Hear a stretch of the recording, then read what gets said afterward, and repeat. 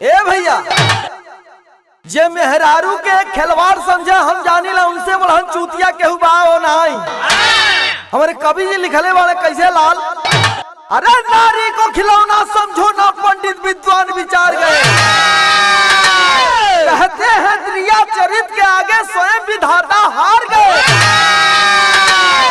दरबारी मौनी पाड़े को नैनवाण से मारी है, मेरे दिल में आप बसे पर मेरी एक लाचारी है। अरे काला कौवा परी ले गया जिसकी नौकरी सरकारी है,